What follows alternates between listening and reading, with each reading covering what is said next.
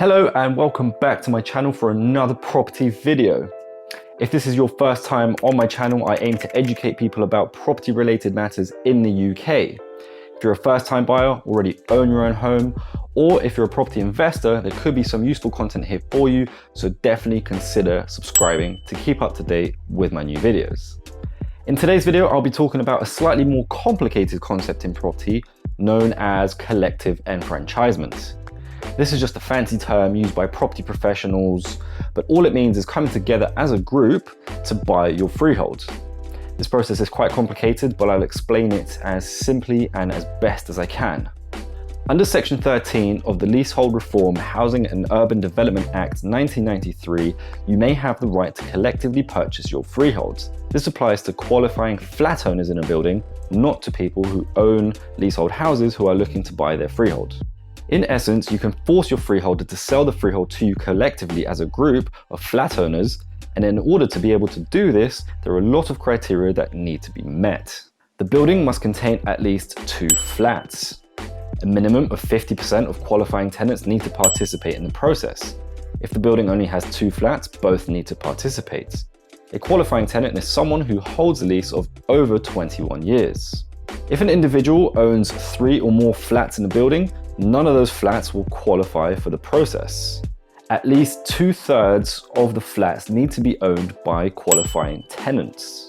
If more than 25% of the internal floor space is non-residential, the building won't qualify. Now, that's not exactly the full list, but if these are met, then you'll likely be able to buy your freehold. Throughout the process, there are a lot of other things to consider, but a lot of these are legal issues which will be handled by the solicitor you choose. For example, if more than 4 people participate, a company needs to be set up, and it's that company that buys the freehold, and every participant will then own a share in that company. As I said, I don't really want to get into the nitty-gritty because I want you to understand the process and how this works in essence. That being said, let's move on to the compensation that is due to your freeholder. Because you're essentially forcing the freeholder to sell, they need to be compensated for their loss. This compensation is a collection of the rights of income the freeholder is losing. And there are 5 main elements, which include the right to receive a ground rent from each of the flat owners for the term of their lease, the right to get the flat back upon expiry of the lease, marriage value, development value, and any retained flats by the freehold. There's a lot of financial mathematics that goes into this, so I'm not actually going to calculate all of this. But let's assume you have a £100 ground rent to pay every year for the next 85 years, which results in a total of £8,500. This value needs to be discounted for the fact that the pound won't be worth the same amount in 5, 10 or 50 years as it is today. The same applies for the right to get the flat back. This aspect relies on calculating what the flat's value in 85 years is worth today.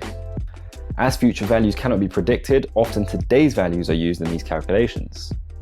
Let's assume that your flat is worth £350,000 today. To put it in perspective, how much would you pay today as a lump sum to receive £350,000 in 85 years' time? Put your answers in the comments below. I'll be really intrigued to see kind of what figures you guys come up with. Marriage value refers to the uplift in value by extending a short lease to a long lease. This value is often split 50-50 between the leaseholder and freeholder. This only applies to flats with an unexpired term of 80 years or below. Development value looks at any potential development of the building that can be added to the freehold. Sometimes this can include, for example, building a side extension to add an extra flat, developing the loft, digging out a basement to add an extra flat. And if there is development value, it can get really expensive to buy the freehold. If there is a flat retained within the freehold that does not have a lease, this will need to be bought out as well, as the freeholder is entitled to receive compensation for the whole thing, and you can't actually choose what's included and what's not when you buy it. As a last point on this matter, I will say that if, for example, 6 out of 10 flats in the building participate, the cost of the 4 non-participating flats needs to be covered by the other 6. Now for the process. Step 1, you gather a group of people in the building who are interested in buying the freehold. Remember the criteria. Step 2, You all chip in and get a valuation surveyor to come around, inspect the building and the flats so they can value the freehold. This value can be apportioned to show each person's share of that cost. Step 3, decide on whether people have the money to proceed, and if so, you then instruct a solicitor. Step 4, the solicitor drafts a Section 13 notice, plugs in an offer based on the valuation figure, and then serves that on the freeholder. Step 5, the freeholder then instructs a surveyor to do the same because they're entitled to advice, which you have to cover the cost of. Step 6, the freeholder solicitor will then send back a counter notice called a Section 21 notice with a figure they want.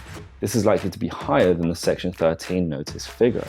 Step 7, the surveyors then have 6 months to try and negotiate a settlement. Step 8, if successful, the matter is then passed back to the solicitors to finalize all the legal stuff. During this process, everyone should grant themselves a new 999-year lease. Step 9, congratulations! You're now someone who owns a share of freeholds. With this power comes great responsibility.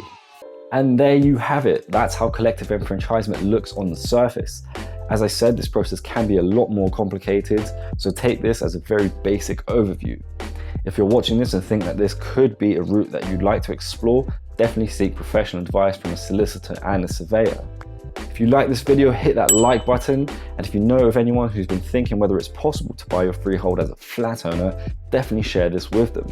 Thank you so much for watching, and I'll see you at my next video.